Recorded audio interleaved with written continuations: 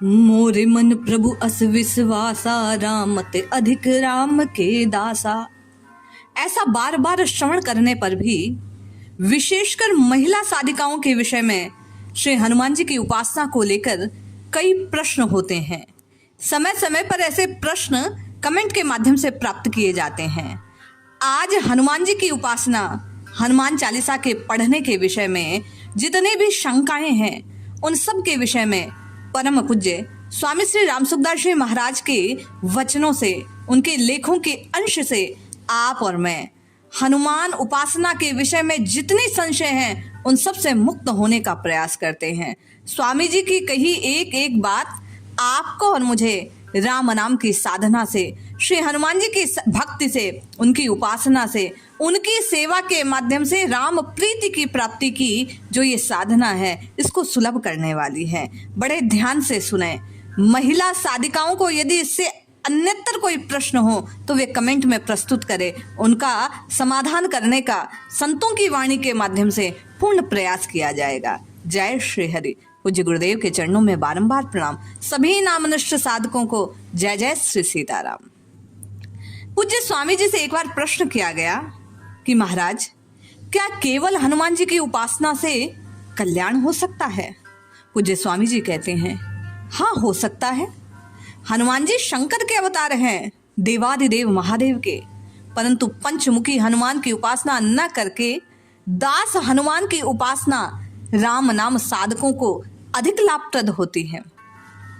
पुनः साधक ने प्रश्न किया, महाराज, अपने प्रवचन में आपने कहा हनुमान जी को भगवान मानने से वे प्रसन्न नहीं होते, प्रत्युत भक्त मानने से प्रसन्न होते हैं। परंतु जिनके इष्ट देव हनुमान जी हैं, उनमें क्या पूर्णता रहेगी? या कई साधक जब बार बार कहते हैं कि हमने दीक्षा नहीं ली, तो कमेंट में या चैनल में वीडियो के माध्यम से ये बात प्रेषित की जाती है कि आप श्री हनुमान जी महाराज को अपना गुरु स्वीकार कीजिए और राम नाम जपना आरंभ कर लीजिए। तो वे क्या करें, ये प्रश्न पूछा जाता है। स्वामी जी समाधान देते हुए कहते हैं, हनुमान जी अपूर्णता रहने नहीं देंगे। वे राम कथा से बहुत प्रसन्न होते हैं। राम कथा सुनने के लिए ही उन्होंने हनुमान जी को छोड़कर पृथ्वी पर रहना स्वीकार किया है।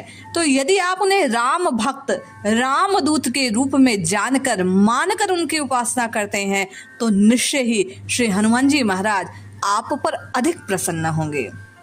साधक ने प्रश्न किया, महाराज, हनुमान जी को उनका बल याद दिलाएं तो बाद में वे कब तक अपने बल को याद रख पाते हैं? स्वामी जी कहते हैं, जिस विषय में उन्हें बल याद कराया जाए उस विषय में याद रहता है। उस कारण की पूर्णता उनकी कृपा से हो जाती है। फिर वे पुनः अपने राम रंग में, राम रंग की, राम रस की गंगा में अपने आप गोते लगाने लगते हैं। एक सज्जन ने पूछा, महाराज, क्या स्त्री हनुमान चालीसा का पाठ कर सकती है? जैसा कई बहनें कमेंट में प्रश्न करती हैं। स्वामी जी कहते हैं, हाँ हाँ, बिल्कुल कर सकती है, पर ध्यान रहे, अशुद्ध अवस्था में पति को या पुत्र को उनके स्थान पर पाठ करना चाहिए। मन ही मन किया जा सकता है, लेकिन पूजा घर आदि में प्रवेश वर्जित रहता है। हनुमान चालीसा पाठ बोलकर करें या मानसिक? पूज्य स्वामी जी कहते हैं, बोलकर पाठ करना चाहिए। चलते फिरते भी बोलकर पाठ कर सकते हैं। साधक ने पुनः जिज्ञासा रखी, क्या महाराज, चलते फिरते बोलकर पाठ करने में अशुद्धि नहीं लगेगी? स्वामी जी कहते हैं, नहीं, कोई अशुद्धि नहीं लगेगी।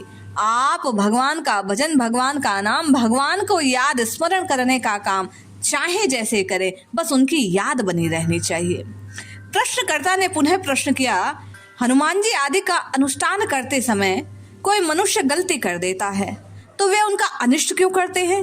वे तो कृपा करने वाले हैं। पूज्य स्वामी जी कहते हैं, इसका कारण सकाम भाव है।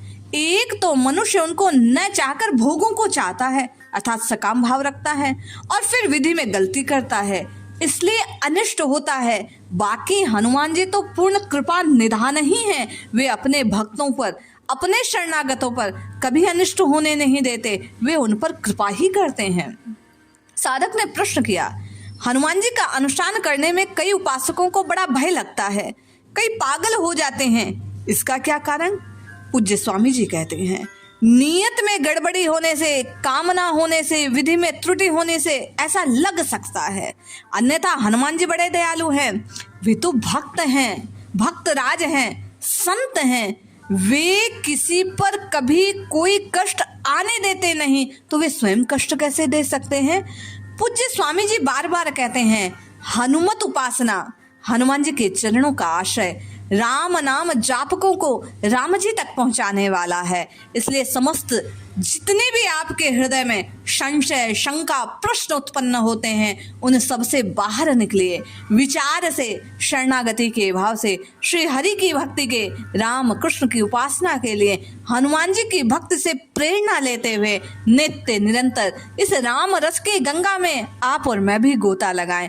श्री हनुमान जी को अपना गुरु, अपना सखा, अपना मित्र, अपना पिता मानकर उनके चरण चिन्हों का अनुसरण करते हुए नित्य निरंतर राम राम राम राम उच्चारित करते रहें। संतों की बात इस बात को प्रमाणित करती है कि ऐसा करने पर आप चाहे जैसा भाव रखते हो, आपके हृदय में चाहे जैसी कामना हो, सकाम या निष्काम, आप जैसे भी श्री हनुमान जी के आश्रित होकर राम नाम को रटना आरंभ करते हैं, श्री हनुमान चालीसा का पाठ करना आरंभ करते हैं, वे उनको पूर्णता प्रदान करते हैं। आपके अटके हुए काम श्री हनुमान जी को उनका बल पुरुष याद दिलाकर उनके सुपुर्द करने से, उनको सौंप देने से, उनके आश्रित होने से संत कहते हैं निश्चित पूर्ण हो जाते हैं। इसलिए आज अभी इसी वक्त से हम सब स्वामी जी की बात पर विश्वास रखते हुए अपने जीवन की हर बाधा को पार करने के लिए श्री हनुमान जी के चरणों का आश्रय लेकर